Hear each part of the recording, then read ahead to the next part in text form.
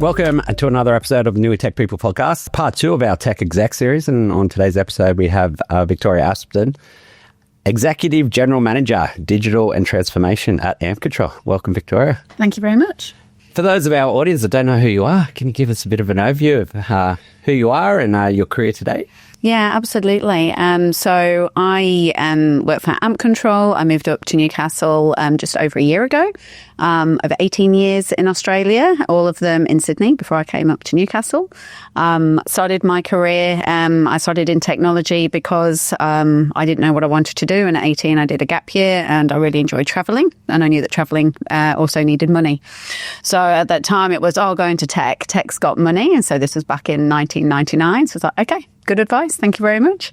So I started with my degree. I actually didn't have the right grades to get into my course, but the lecturer told me afterwards that he liked my application and my email address made him laugh. So I got accepted into that. Then also after university, I went into KPMG, a similar story. So in order to get to KPMG, you need to have an A, like 16 years old in maths and all of those things because it's an accounting firm and I didn't have that. But the recruiting partner at the time said, well, I'm getting all these really smart grads coming in, but they can't build relationships and they can't, and as a consultant, that's so important. So he tried recruiting a different way and did an ad just open for grads. So I kind of got in through the back door at KPMG as well. And when I was reflecting on how to kind of summarize my career, almost every step has been somebody taking a chance on me where I didn't quite fit in the mold, where they said, let's give her a go. Yeah. And I just think, first of all, it's if someone takes an opportunity, gives you an opportunity or takes a chance on you, prove them right. So really make the most of it. And then how can I pay that forward and give other people those chances as well? So, but after KPMG, I moved to Australia as part of a KPMG secondment. And then I was at CBA, so Commonwealth Bank of Australia, for over 14 years. Wow. Somehow. There's 3 little parts there I want to dig in right away. Sure. First, what was this email address that made him laugh? I was like, do I tell this story? It had the word goddess in it. Yeah. And that just seemed to make him laugh that I would put that on the university application. And again, yeah. Very nice. Second part, I think what you hit on just there, like, obviously, we work in the recruitment game, and recruitment can be quite a rigid process sometimes, depending on who you're working with and which company. I love the idea of looking outside the square a little bit. And, from a recruitment perspective, we like to look at, hey, what are those core things you need for a role? And then where is their flex? Yes. And that ability to flex, and you can get somebody that comes from a different point of view or slightly different background maybe than you expected. But if you have a look outside the square, they can bring different viewpoints and they can really have success in a role. Yeah. So I love the fact that you were given those opportunities, but then that's been part of your career now. And yeah. Imagine how you build your teams. Yeah, absolutely. And there's been a number, even though I've always worked in IT, I'm not technical. Now, what anyone terms as technical completely changes. I've worked with the most technical people I can think of, and they'll always find someone else and they'll go, oh, I'm not technical, though they're really technical. But that's been really interesting to navigate through my career because it has often been looking at a problem in a different way, but also really respecting those technical expertise and me not trying to do those technical expertise as well, which people tend to enjoy. People, if they're an SME in something, they like to be respected as an SME, and they tend to also know their own limitations as well and go, well, I'm really good in the box, but hey, these business people, they make these decisions and I can't make head and tail of them. And I'm like, well, I can help you with that. Yeah. Let's kind of break that down. And then you have more success by surrounding yourself with them, right? Absolutely. And, and I'm always just amazed at what people can do as well. So it's that genuine, appreciation. And who doesn't like to feel appreciated when they come to work as well? So yeah, just different ways of looking at the same problem and you can get, much different outcome. Yeah, I love it. And the third point you made mention of was the communication piece. And I guess you mentioned it there again with problem solving. But you got the role in KPMG because they were taking one lens look at it, the technical lens, but then your communication skills, especially in the consulting world. I think it obviously works in consulting, but the further you go up in the hierarchy and the chain, that consulting piece, that ability to communicate, problem solve just becomes more and more important. Oh, absolutely. And it's been really interesting where there was a particular point in my career where I was really stagnant. In fact, I took a career break and I studied filmmaking at NIDA for a year. I just wanted something completely different.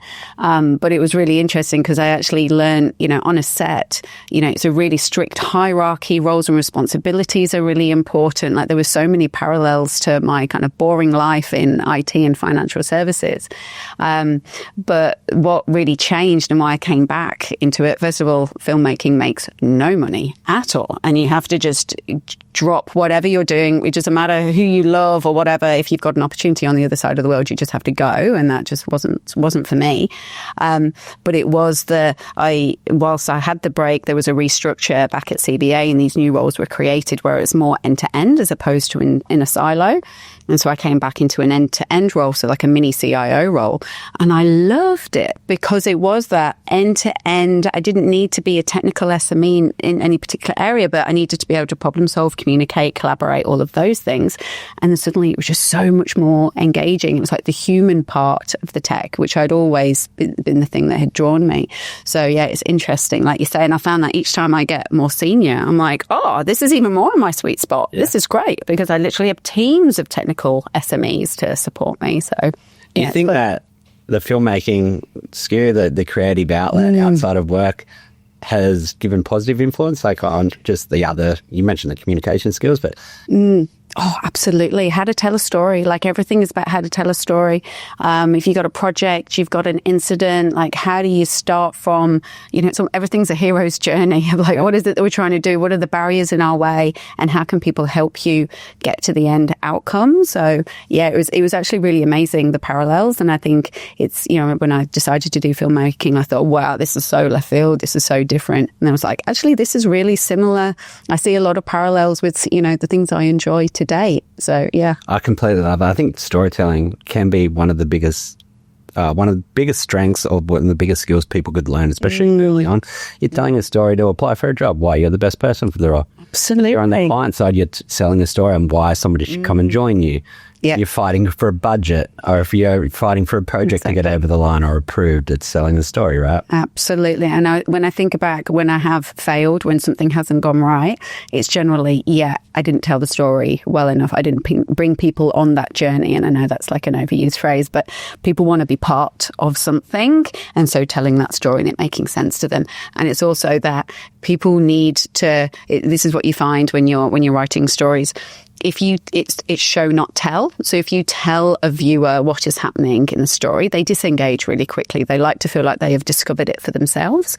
So when you're telling the story of what you're trying to do, having people go, oh, I can help. Have you thought about this? And then they feel part of it too. So it's all of those similar elements. I think it'd be a great thing for people to learn. Technology professionals in general, I think that storytelling aspect is such a great skill. Absolutely. And it just makes so much more fun and engaging. You feel more connected with everybody. And yeah, it's great. The connection piece is big there. You mentioned that twice. The connection piece, but making people feel part of it. I love it. Sorry, Dave. I knew I was going to go down tangents. So we're at KPMG and then you were looking at CBA. Yes. So what I found, what I really liked about being a consultant was that variety. So, you rock up to an entirely new location. And I was thinking, this is before Google Maps as well. So just getting there would always be a challenge for someone with my spatial difficulties. But it was all new culture, new place, new business model. So that was really interesting. But what I didn't like and what really drained me was coming in, telling everybody what was wrong, going away again, coming back a year later and being like, why didn't you do all those things that were so good on paper? So when I was at KPMG, I got a secondment at Commonwealth Bank in insurance around customer retention. So I actually ended up having operational accountabilities. And I loved it. I loved being responsible. I loved it being end to end. And I was there for over a year and a half. And at the end of that, I was like, I can't go back to being a fly in, fly out kind of worker almost from a consulting point of view. So then I joined CBA and loved it. Yeah, nice. I think the consultancy piece, and it's the same with agencies, I think it can work with some people. They love the, hey, I'm working on new project, new company, new problem to solve. all the time, and it suits some people, but they're the people that like to see something through from go to woe, get that sense of achievement at the end of a project. I think that internal aspect can sort of more into that as well, right? Absolutely. And I think also starting my career in consultancy, because I was often positioned as an expert and I knew I was not. Now, obviously, I had a team of partners and, directors behind me, but I always had this thing of, I haven't actually done the thing that I'm advising you how to do. And so I just wanted to have that experience as well. So yeah, feeling that credibility, I guess, was important. Behind it, yeah, that's it. And us. And then the CBA journey, how was that for you? Yeah, look, I was largely in the wealth management arm, and a lot of change in wealth management while I was there. So we had enforceable undertakings. There was obviously the Four Corners on Common Shore at the time. Then I moved into advice, obviously all of the advice remediation work as well. And then I moved over to Colonial First State, which is superannuation, which is then when we got bought by private equity firm based in New York, KKR. So many different projects and types, like merging and then decoupling, acquiring, remediating, growing. It's almost every combination you can think of a business challenge where tech is a part that I was part of, which I had no idea when I was like, sure, I'll go work in insurance and kind of build on it. So yeah, that's those 14 years went pretty quickly in the end, I think. I think that's an interesting point. When people have a look at their careers, is like if you stay at one place for too long, you could be stale. And I think it can be a very naive view. There are some people that do stay in one organisation too long and they do become so. It can be a thing. But if somebody's given new challenges, new roles within an organisation, there's got that continual progress. Is it that continual progress, the continual challenge that kept you there for so long? Yeah, I think so. And also the sponsorship as well. So it was that, you've done a good job on this. Now we're going to give you another, something more complicated. So it was that feeling of that you're building your reputation and the challenge as you go. It was also a really great culture. I mean, whenever you're in a big organisation, there are things that frustrate you, but CBA generally really invested in their people. So there was a lot of training and coaching and around the softer skills as well. There was a thing that unfortunately they don't do anymore, I believe, that was called Com Leader, where you'd go and you do like the LSI framework and you do it as a group and you'd really analyse kind of your strengths and behaviours and all of those things. And I said to my sisters, this is like free therapy. Like you'd really, it was whatever you made of it, but it was such a growth journey that CBA would take you on. And that's really what kept me there and helped build that culture as well. I think the growth, you mentioned it, is there. It's such a key part of any organisation, it's a part of any recruitment process, part of keeping people engaged while they're there. As long as people feel like they can grow, or if they're going to leave an organisation, go somewhere else, it's the opportunity to grow. I think it's that internal driver that people have. It can be one of the biggest motivators for people to either stay with the company or leave. Absolutely. And it was really interesting because there were a number of people at CBA who'd been there a long, long time. And when I were in some of them that I would manage, and I would see all of their potential and their smarts, and I'd talk to them about, what's your next challenge? But there was such a fear. Like there were so many people who were too afraid to try something new, and they'd got themselves into a very safe position. And really early on in their careers as well. And I go, gosh, if you're scared now, how are you going to feel, when you're in your 50s or whatever? So it's really trying to get that balance right between safety and challenge. And, you can be in the terror zone for a bit, but not for too long. But if you're in the comfort zone for too long, you forget what you can do. So really trying to mix that up, I think it's important. On that point, if you're talking to somebody right now and is in that safe zone or very much approaching the safe zone, the bend too long. Any advice that you give to people beyond just take a risk? Yeah, look, and it is a lifestyle choice as well. So I will say, and I really like it when people are honest with me and go, look, I just want a steady income. I want to know that I can do 9 to 5 and it doesn't take up any headspace for me in the evenings or the weekend, and I'm happy with that. I'm like, good on you. Like, your priorities, so that's really good. But I do then worry how safe they would be later. Yeah. So, if you're having to make hard choices and change your business, it is often about flexibility of skills as well. So it's that cool, but keep yourself safe. Like, do keep, different certifications, do try different projects. Like, even with that comfort zone, just get yourself out of that a little bit. But if you're in your comfort zone and you can feel it and you can't quite get yourself out of it and you're not too sure, I think really, you've got to do that reflection time. You've got to understand what's important to you and what interests you. And then you can seek that out either as networking or courses, or just approaching someone in your organization and going, hey, I think you're great or interesting, or I'd really like to talk about the project. Could you spend me half an hour and tell me about your career, or whatever it might be? Everybody loves that. And it's just that first step to do something a little bit different. So yeah, I think it looks different for everybody, but you got to know what's really important to you, because people can tell it if you fake it. Yeah. Well, and it could be like, it's that mentorship, right? Whether it be like an official mentor or somebody unofficial, it's just approaching that person. And as I said, most people will give that time of day. Absolutely. I can't think of any senior leader who would say no. Even if they were awkward as hell while they were doing it, they'd still do it. Especially if approached with that genuine nature that you mentioned. So somebody coming at it and they're not smelling bullshit. They're actually saying that you are genuine about where you're at in your career and you've got a potential concern or question for them. And if they get up, they will. Yeah, absolutely. And I think, obviously engineering is very different to financial services. But I haven't worked anywhere that you'd get knocked back. Yeah. And if you did well, to find someone else because you got the one bad one. Yeah. You try. There's another point you mentioned there, and I do love it.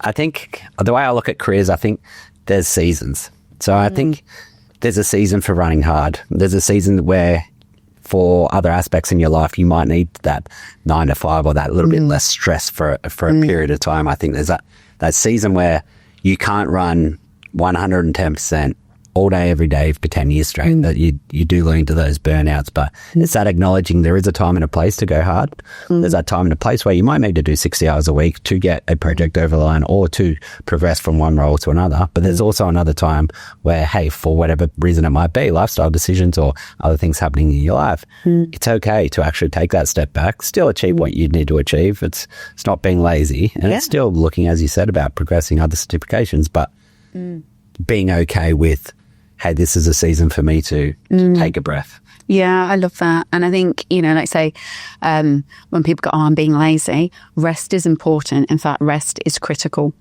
I say you can't go at 110%.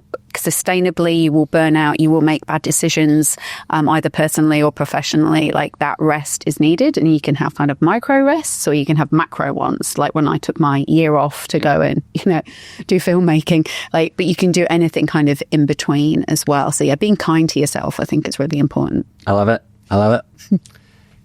CBA, 14 years? Yes. And was from there to Ampcontrol? I went to Great Southern Bank in between, so a Brisbane-based customer-owned bank. So I was with Great Southern Bank, so I looked after the customer and enterprise platforms.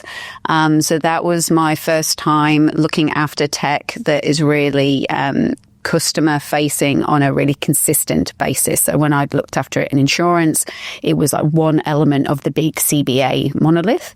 But at Great Southern Bank, it was all of the digital platforms that were under my remit. So that was from a cyber outages, and it's some real legacy tech there that we needed to remediate as well. So that was, an extra level, and that was really fun and challenging too. But then for personal reasons, we moved up to Newcastle, and then, at that time, Ampcontrol very luckily was looking for somebody with my kind of skills, real cultural fit. So when you're saying with from a recruitment and UE tech people perspective, I think they really did go, feels like you're this kind of person, so let's kind of put you two together. And it was, for me, when I met the CEO, the chief people officer, and our CFO, it did just feel like, it's like I'd already known them. So that fit was wonderful, and very, very lucky with timing as I came up as well. A people element, I love it. And I think it's really important at the moment. We're talking about AI in every which way, shape and form, right? AI comes up in recruitment, comes up in every industry. That people element is so important, and we'll never get change. We'll never be influenced or overly taken over by technology. You can skill match on paper. You can look at motivations. You can do alignment. You can even go as far as like psychometric testing and making sure there's alignment and everything. But there's a people element and making sure that that is a fit. How comfortable you are, how comfortable you feel in that environment, because you could have the best skills in the world, but you come in, hey, this doesn't feel right for me. So I think that human element to it is still so important. We're in technology, you're working, the digital space, but yet the human element was a key driver for you, right? Absolutely. And I think AI is a really interesting one, because absolutely, it's like we've had this massive leap of productivity in skills that comes from AI, but we've had those before. And I always think back in the 50s when the washing machine was invented. And if you look at all the adverts at that time, they were going, oh my gosh, what are the housewives going to do? They're just going to be hanging out all the time, like everything is so great. But by bringing in washing machines, then the standards went higher. So, maybe they washed their clothes every 2 weeks before, but now everything needed to be sparkly white and fresh and ironed and all of those things. So the domestic labour continued at exactly the level it was before. It's just the standards got higher. And I think that with every productivity tool that we see, I mean, if you were the only company who had it, yeah, sure, like off you go and everyone, you only need, a tenth of the people, whatever. Well, because all your competitors are doing it as well. Like you're all just trying to race. So it's this race of productivity. So I think AI definitely, of course, changing the nature of some of the skills, but at the heart of it, it feels the same to me. And I remember when, we first see a Copilot generated PowerPoint, for example, and goes, oh my gosh, can you believe this was created in 30 seconds? Now we've seen a few of them. I'm like, yeah, I can believe that was created in 30 seconds because there's a whole lot of waffle in there and images that don't really match it. And you've kind of lost the story and it feels like bullshit bingo in terms of like, business phrases that all sound impressive, but you're like, but what are you actually trying to say? Yeah. So once we get used to that and you can start identifying that kind of AI generated stuff, the value of that goes down. And then, like you say, you need the humans to either train the AI to get the quality out there, but it's all about context. And if you don't have the right context, then it's always going to land flat. So, yeah, I think obviously it's changing things, but yeah, I think we're in the hype cycle. Yeah, I completely agree. And it's happened again, as you mentioned, with different technologies throughout time. And the best people will be, or the people that succeed the most will be the best people who have that context and are able to use the tools to your advantage. So the best people, if they become good at the tools, will become even better because they become more effective, more efficient. But you have to just embrace those tools and roll with it. But it won't make somebody that doesn't have that experience, doesn't have that context, significantly smarter if somebody uses AI to write how to grow a business that never grown a business before. Absolutely. Because, there's the information is already out there. It's the practical application of it that's important. So, yeah, those skills are still needed. I love it. I'm going to come back to Ampcontrol in 1 second. The role before Ampcontrol, you went in for the first time. You mentioned architecture, you mentioned security, you mentioned having that customer facing journey the entire time. I imagine there's a few skills there that you didn't have. For somebody that's coming into a new environment and having to work around all these new platforms, new technologies that you might not have had to have that full ownership of before, how do you go about that? Is it surrounding yourself with the right people? Is that how do you go into that new environment, take sort of stock of where it's at, and then how to grow? Look, I think being honest is really important. And so, for example, there was a peer head of, and he'd been there a long time and he'd done all of the core banking. And so being able to go, hey, this is my experience. These are the things that I know. I've not seen this before, though. Can you explain that to me? And then, obviously you need the credibility. They're not going to teach you from scratch. But being really vulnerable and honest, but also sure in my own experience. And I go, well, yeah, I've not had it for that specific thing, but, I've done similar things before. So any questions that I ask probably aren't going to be ridiculous. And then I find that people are really generous with their time and helping, explain, because they want you to understand. Because if you don't understand, if you pretend that you know it all or you don't want to admit it, you're going to either make strange decisions or you're going to, go in a strange direction. So yeah, just genuine curiosity, openness, be confident that you are the right person for the role, no matter, as long as you haven't lied on your CV, and everyone, beefs up a little bit, but as long as you haven't completely told any whoppers, like you're going to be the right person for the role. So yeah, just being curious and open and going, hey, this is something that's a bit different to what I expected. I'm going to need some help. Yeah, you don't have to be the expert in everything. No, that's it. And honesty is just the best policy, and do that nice and early, because if you wait and it festers, then it's going to become a much bigger thing later. I like it. So PIN services, PIN consultancy, PIN services, banking, engineering. Yes. New challenge, completely new environment. Talk to me about the journey so far at Ampcontrol. What's the same? What's different? What's the biggest challenges between an old engineering company that's been around for quite some time? A lot of success there, and the PIN services background that you've come from. I'd love to know what's the biggest challenges, what's the biggest changes, differences. What's your experience like? Absolutely. Well, I've really loved it, which is lucky. I find from an engineering mindset, like it just makes sense. Like they feel like my people, and that's probably the best way that I can describe it. And I go, well, yeah, I've always been working with either software engineers or tech engineers. So, I feel at home there. It is a challenge though, because obviously I'm coming from big organizations with well-established, risk frameworks and solution delivery life cycles and all of those things. And I've got incredibly smart engineers who just in their nature want to break stuff and put it back together again. So when you try to say, hey, this is the way it's done, it's always is it though? And I think there's a better way to do it, which is a wonderful challenge, but also when it's but it's tried and tested, and let's just try the basics. But I actually love that. So it's I'm bringing red tape by putting in more control and like lifting up maturity. And I have to be so good at telling the story and demonstrating the value. But then also in certain times just going, look, this is just the way we're going to do it. And then let's just see. And you can tell me later that was a waste of time or a mistake. But you've got to build credibility and trust in order to do that. You can't do that with everything. So yeah, I've loved the ability to take what I've learned and then put it into practice and be able to cherry pick all the things that have worked for me and put the things to a side that I'd inherited and didn't like. That bit has just been joyous and so satisfying. And sometimes that struggle makes it even more of a win at the end when you go, no, this is successful, and you hear the mindset changing as well. But yeah, like I did wonder how it's going to go with changing in the industry, but it's, people are people. We generally, like, the similarities far outweigh the differences, which is great. Is the biggest change just the pure scope and size? Obviously, you mentioned CBA, you're working in a part of a monolith, and then you've gone to another environment where it's a bit smaller, you have full ownership of it.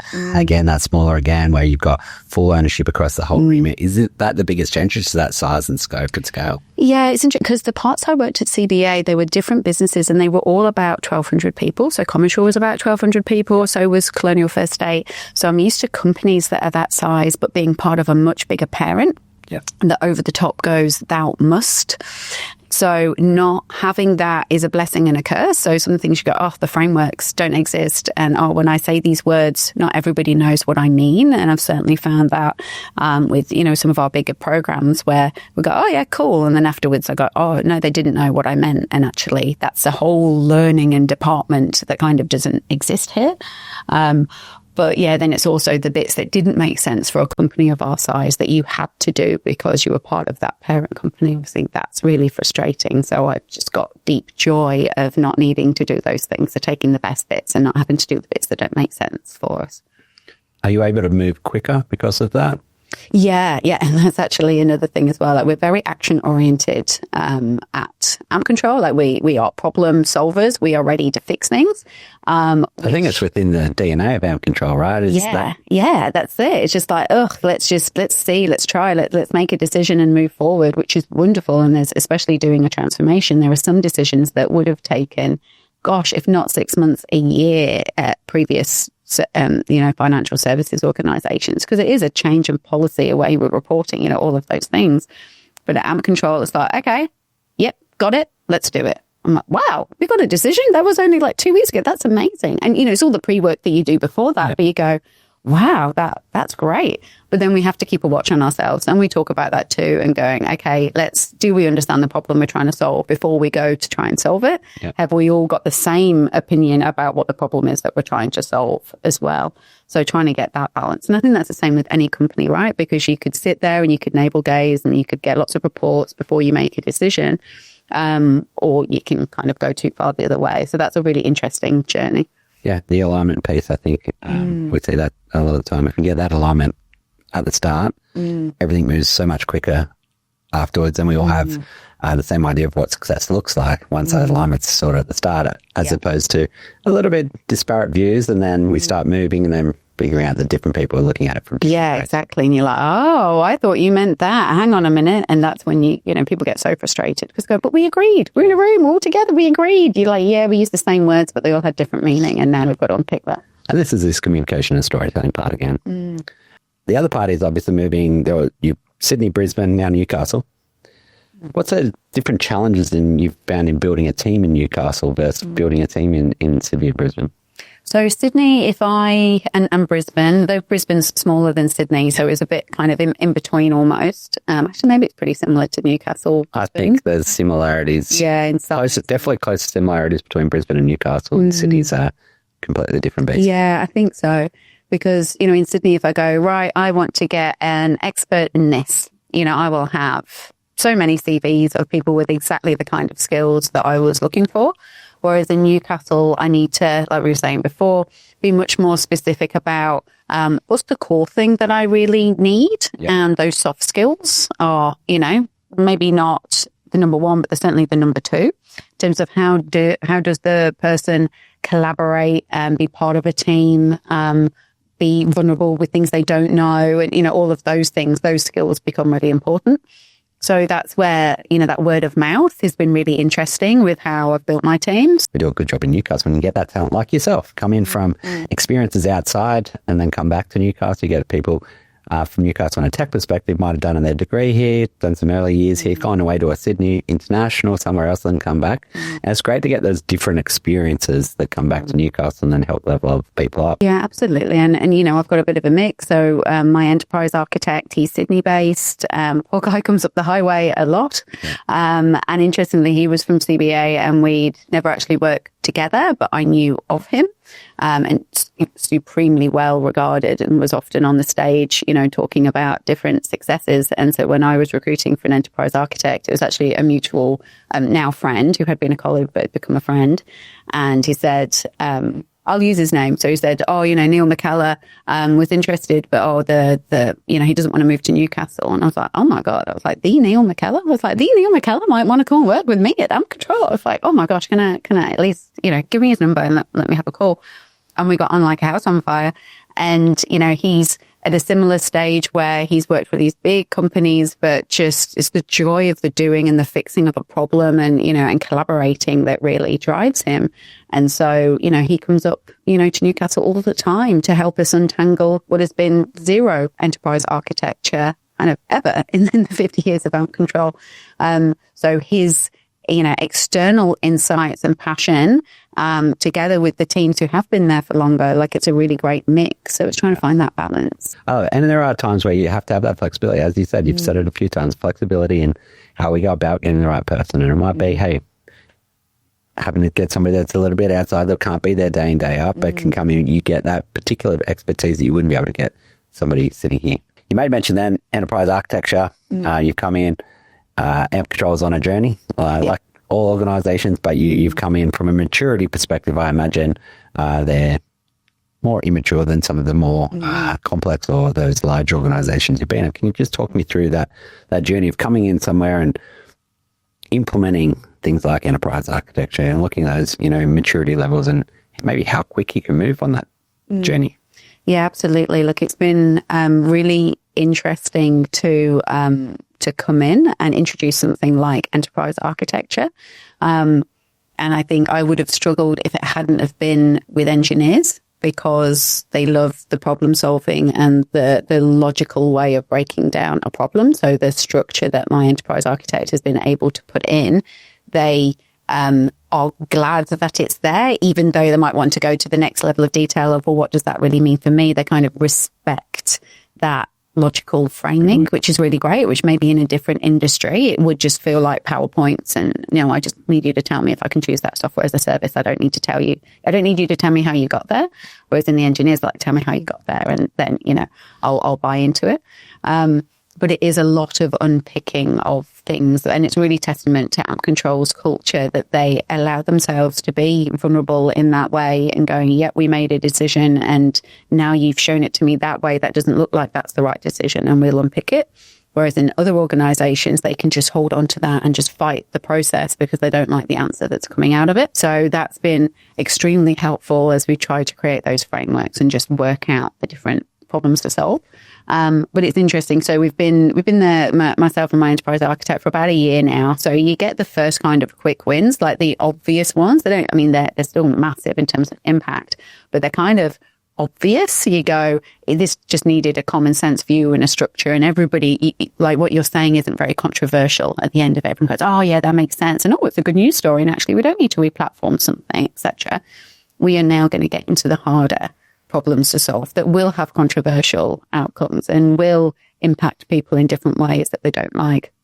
But you've got to build that credibility as you get to those, and everyone to understand that there's no agenda here. Like architecture is a mirror. Like it's hey, here's the different options and these are the decisions you need to make and these are the consequences of those. And, enterprise architecture has to be incredibly neutral in that way.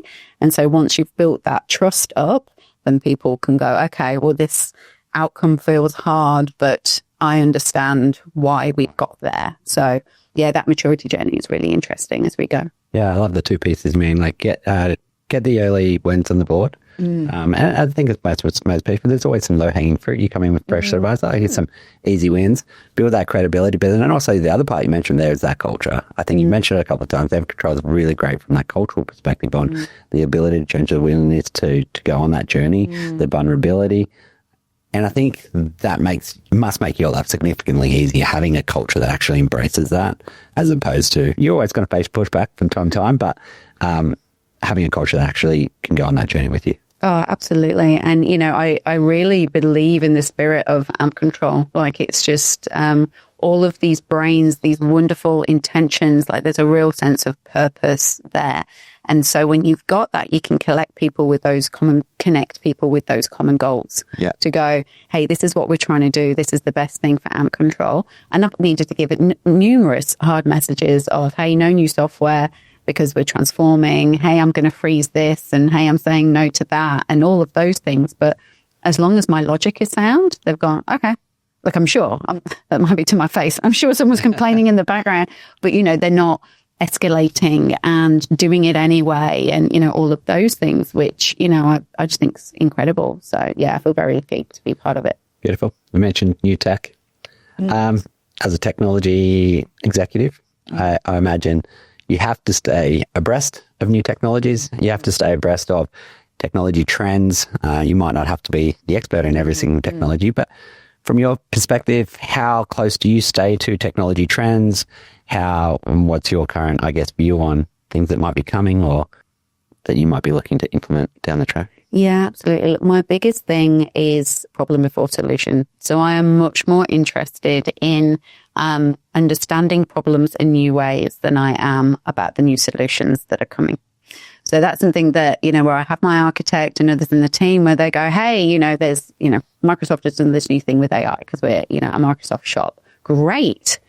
Do we understand the problems that we're going to apply that to, or are we going to get super excited and just start doing that for kind of tech's sake? Yeah. So I'm definitely more on the problem side than the solution side, because that's where I find the biggest wins are. And often it's some really simple solutions that make the biggest impact. But what I am really liking is, the trends towards low code, no code, that our business areas are starting to equip themselves with language. They understand the value of things like out of the box, which when I started my career 20 years ago, you tried to talk to people about out of the box, you'd get phrases like, oh, it's the tail wagging the dog and like, how dare you? And all of those things. Whereas in now, usually through pain, people have discovered what it's like when you do customize a system or you inherit a customized system. So I have, my business people going, no, I must go out of the box. And sometimes I have to bring them back and go, it's okay to do a customization if it's going to bring business value. Yeah. Again, if you understand the problem, then we can look at, what either does or kind of doesn't fit into it. But yeah, just the fact those low code, no code platforms is actually really helpful because you don't need to have that depth of technical expertise to be able to give solutions to some of those problems. So you can just really put your focus on the analysis part rather than the tech build part, which I think is the right balance. Yeah, I think it's finding that right balance, as you say. You mentioned just before, not re-architecting the entire platform for the sake of it. It's like, where are we at now? What problems is this going to solve? And then let's look at maybe the right solution. And the out-of-box solutions are getting better and better and more customizable or plugging different ones together to get a solution. And I've seen a lot of people do that really successfully as opposed to one big platform coming in.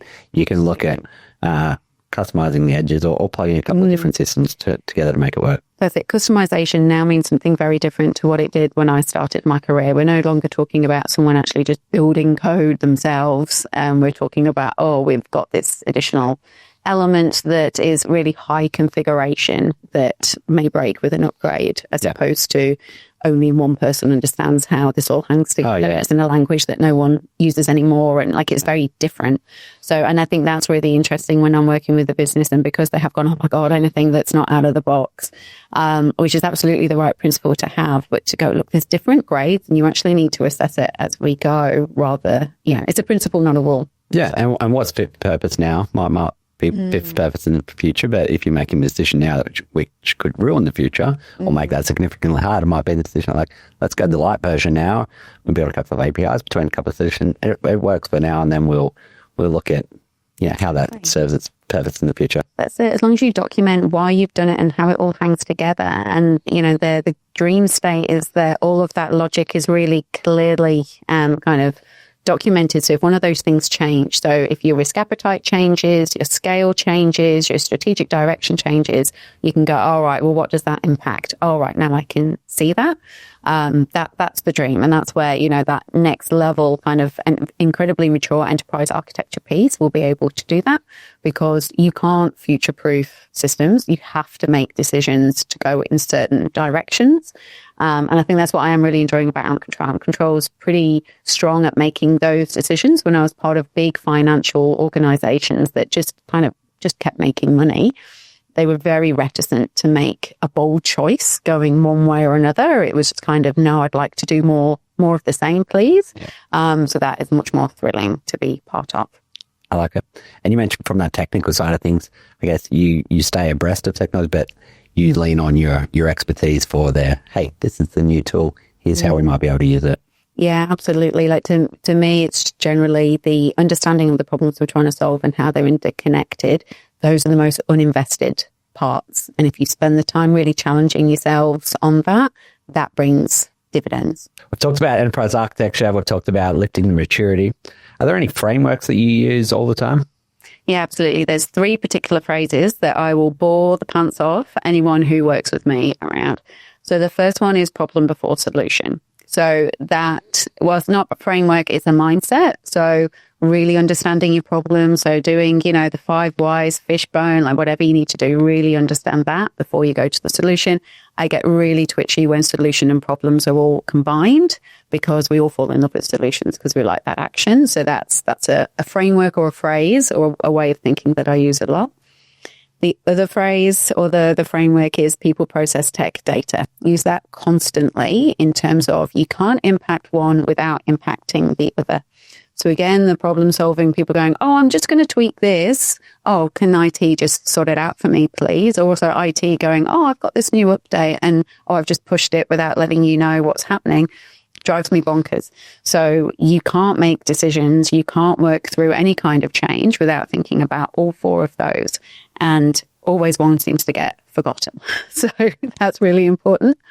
The other either phrase, mindset that I use a lot is talking about the cone of uncertainty. So where are we in terms of our certainty? So we go, you've got your big ideas and you're figuring it all out, and then you get more certain as you go. And that's really important to go, where are we with this? Because there was a lot of angst at the beginning. They go, because people are worried that they think they're at the corner edge where we're about to implement, but actually they're really early. And so really understanding that as a framework and how it feels to be at different parts and how you move yourself forward is really important. It's also what I find people can deal with that cone in different ways. So you have people who are really comfortable with the pointy end and will be able to go through every detail and make sure, nothing will break and it will work. They tend to go crazy if they are up at the top where we're going, it could be over here, it could be over here, it could be a car, it could be a tree, like nobody knows. That drives them crazy.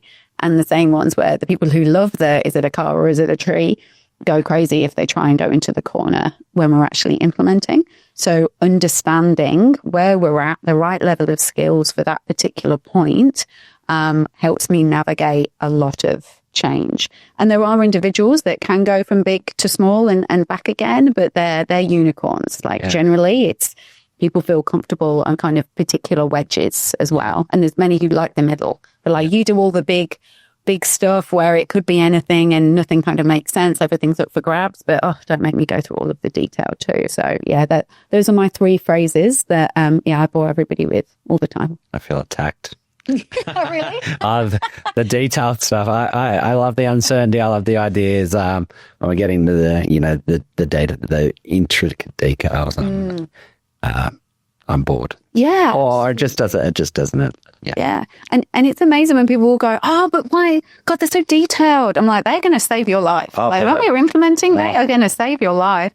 And then the same thing, the detail guys going, they're all up in the big ether and it doesn't, it's just nonsense. It's just PowerPoint. Like, we have to do that in order to deliver the right thing. So it's actually feeling confident of, it's a different mix of skills. It's not, if everybody was like me, everything would be perfect. No, we need a really good mix. So I find it helpful to have those conversations. Yeah, I found that from a business perspective. Linda and I are business partners, but are very different in that way. Linda's attention to detail is phenomenal. Yeah. Mine, not so much. So surrounding yourself with the right people has been very beneficial. Absolutely. You got to get it complemented, which is great. I love it.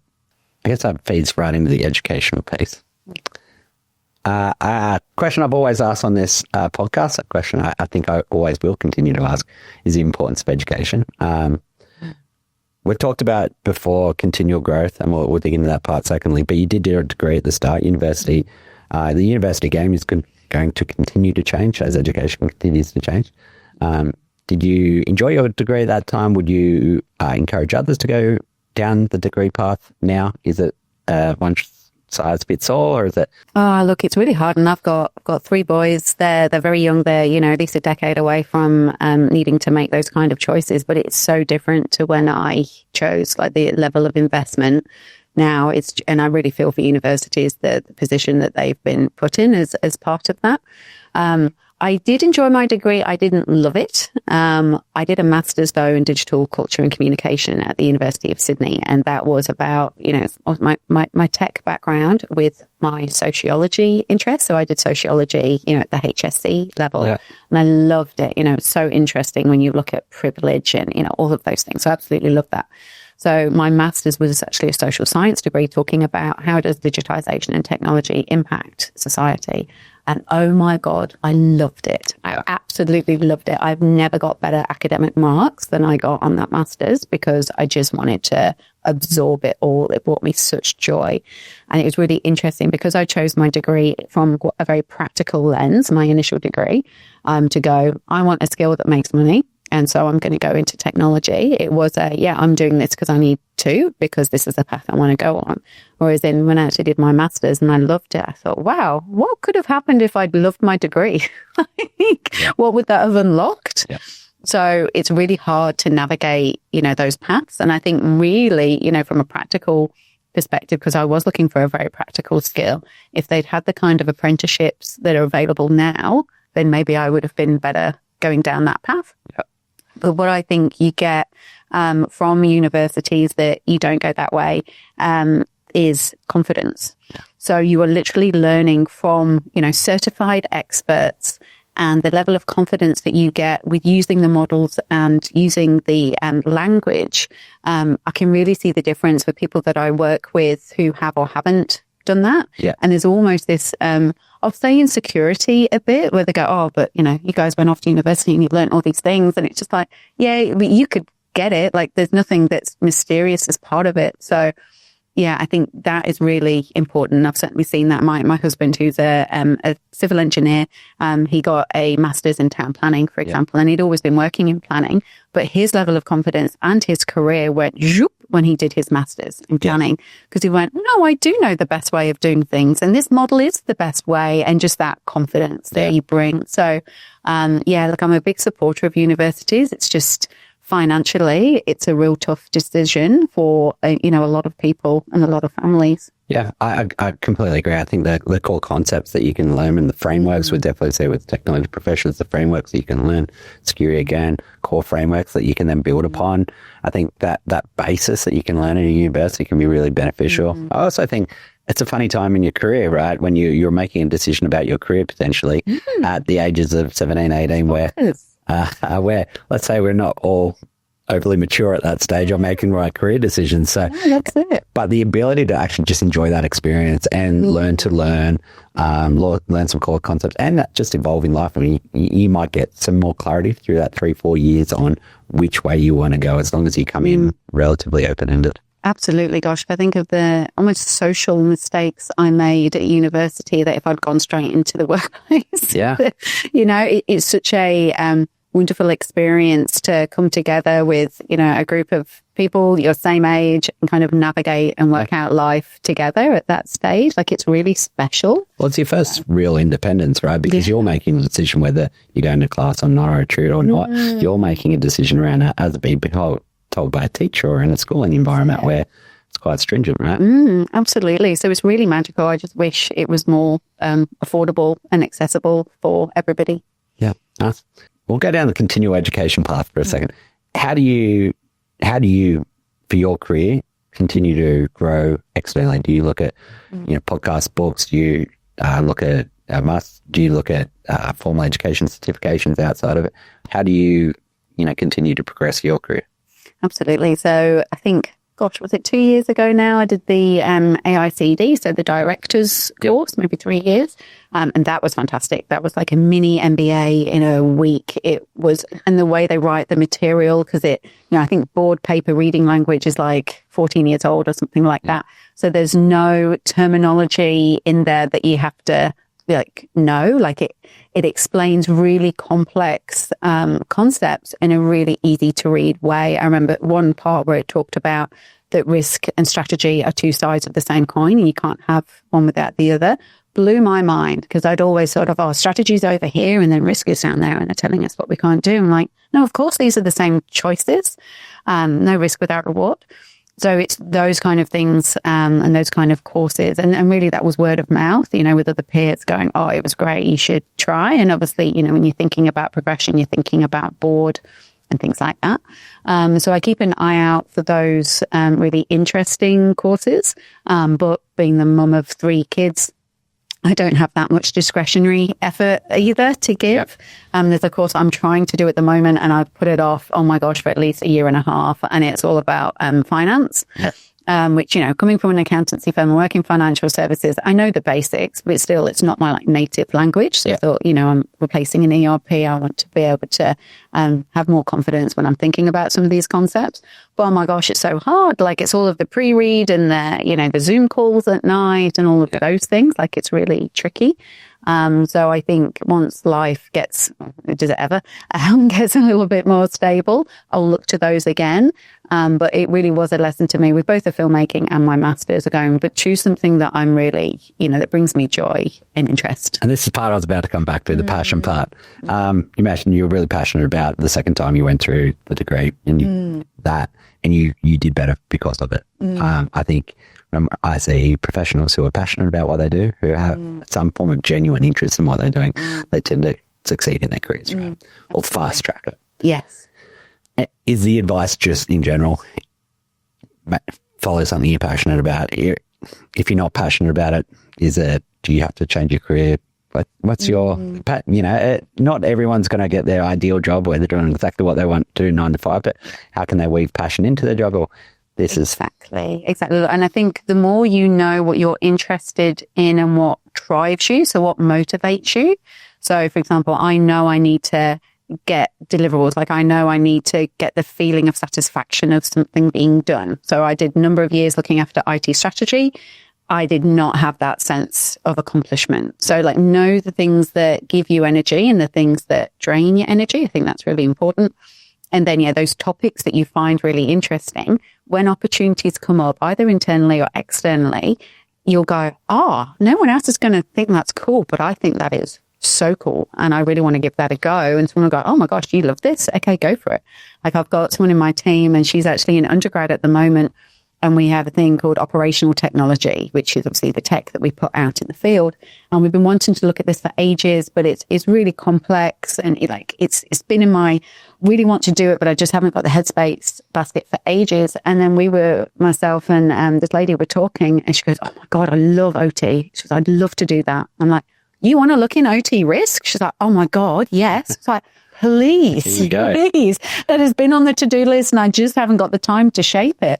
So her joy has been sparked. My joy has been sparked because something on my to-do list that I couldn't, kind of get off it and now finally has some momentum.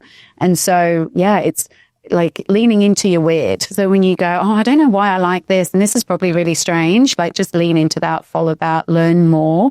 It's amazing the opportunities that open up for you once you can actually articulate it. Yeah.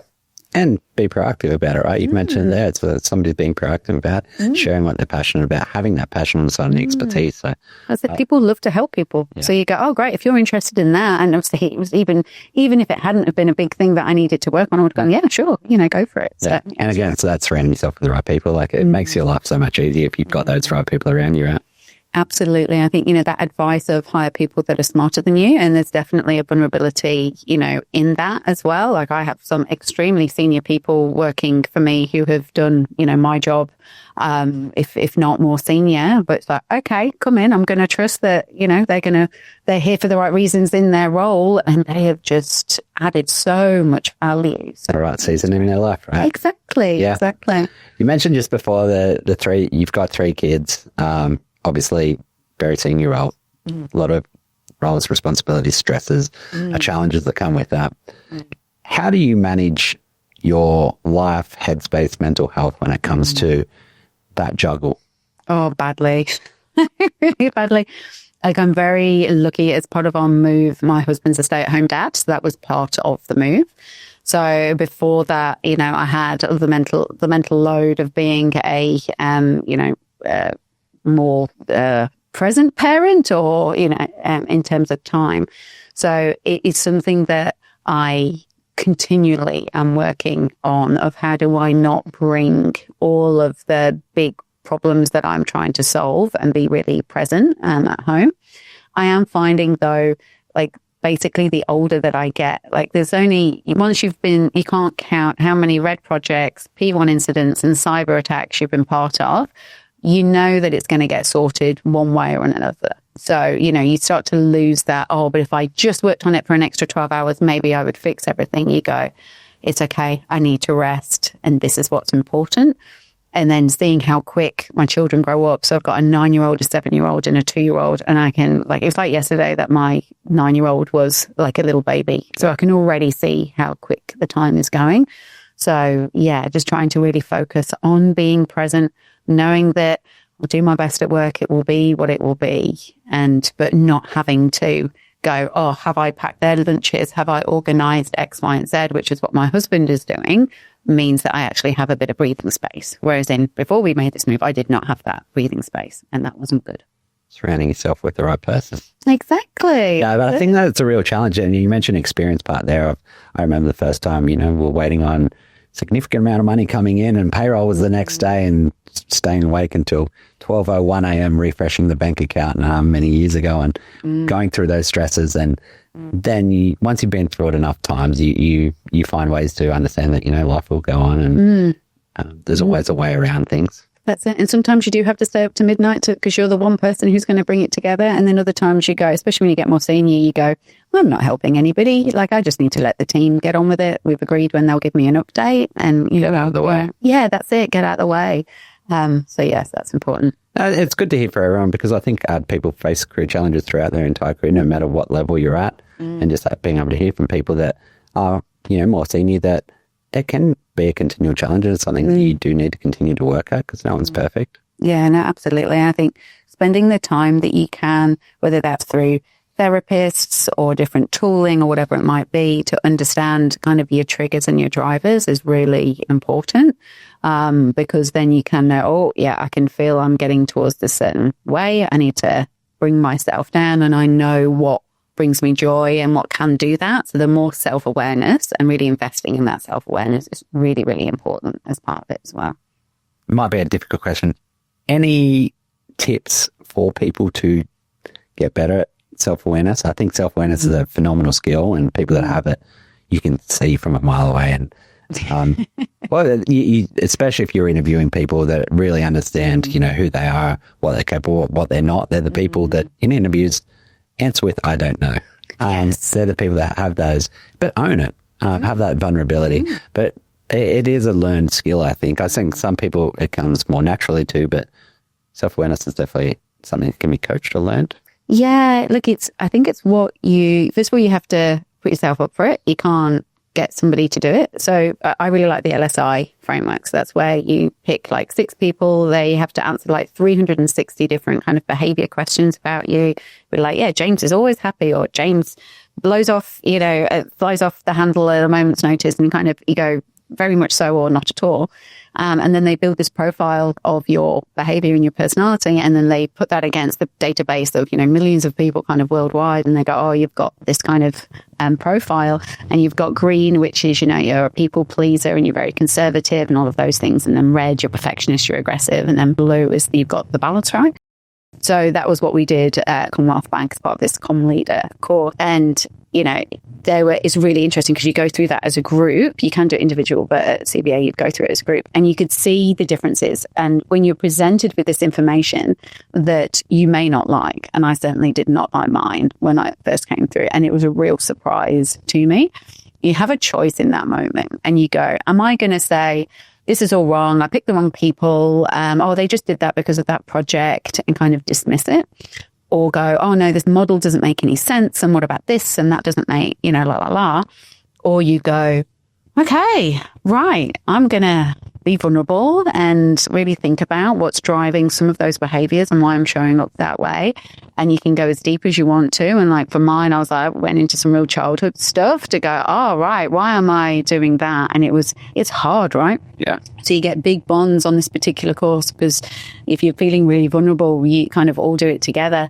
But that self-awareness that you come out with is really quite transformative as well. But you have to do the work. Like, you have to be really vulnerable, and it's scary, and you might not like what you see. So that has helped. That really taught me to stare into the bits that maybe I'm not so proud of, but to understand what's driving those. And then once you put it out into daylight, none of it's so scary anymore. So you get that shame kind of out of there as well. So that was a bit, and I really like that framework. But I've also tried to give it, apply that for people in my team. And one in particular, it went really badly. Like, the coach wasn't a very skilled coach. This guy went, gosh, everyone thinks I'm a really angry person, and just wasn't coached through it, and actually became a really negative experience, which was obviously the opposite of the intent. So you got to be careful with it. But I think when anybody gets any of those kind of opportunities, it's easy to just go, oh, this is, protect yourself, and go, oh no, I don't need to look at that. I would embrace those. It's free therapy. It's, I think you mentioned the word vulnerability again, and I mentioned it quite a few times today. I think it's a really common theme that, really, really brings true with who you are. And there's a lot of, reasons that's helped your career. So I really love that today. I think that's, some really great advice for other people to actually be vulnerable. It can really help in a career, whether you're dealing with management, you're in an interview process, wherever you might be. Yeah, wonderful. So, I love that. That's the theme. I like it. The vulnerability piece leads into another question I do like to ask. Has there been a failure in your career that has changed who you are, or something you've significantly learned from? I think failure can be looked at very negatively sometimes, and it can be negative in the moment, but is there a failure, incident, project in your career that has significantly changed or influenced you? Absolutely. And I love this question. This is the hot tip for anyone who's going to be interviewed by me. This is the question that I always ask, and never say you've not made. Yeah. Not made a mistake out of failure, because yes, you have.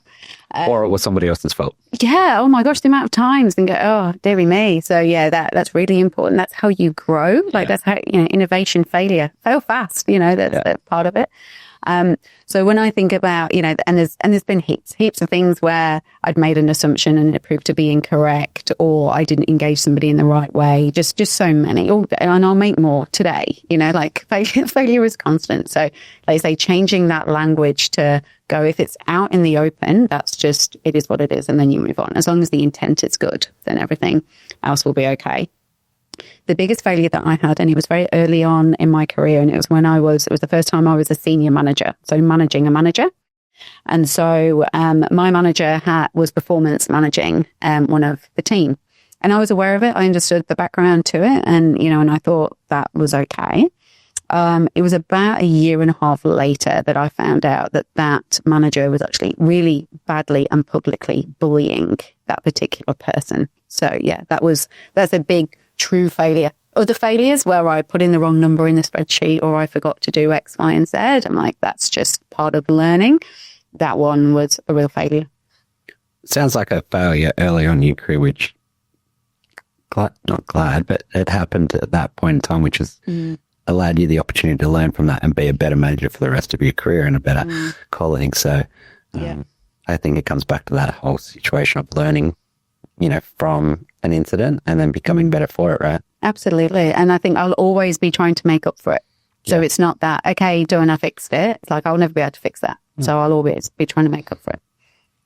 And then giving yourself some space and acknowledgement that it's early in your career and you only know what you only know. And we all make mistakes. And if you can learn from it and be better for it, then it can be a beneficial thing. Yeah, absolutely. I love the vulnerability again on that project. And I think that would be the key theme that I've taken from today. So I really appreciate it. For those of our audience that want to follow who you are, your journey, your career, what's the best way for them to get in contact or follow you? Yeah, look, probably follow me on LinkedIn. I will say I don't accept connections from people I haven't met. And this is kind of because scammers can create fake identities. And also, I like to make sure that I know that the person is, who they say they are. But they can certainly follow me on LinkedIn. That will be a good way to do it. Nice. And thank you very much for your time this morning. No, pleasure. Cheers. Thanks, James.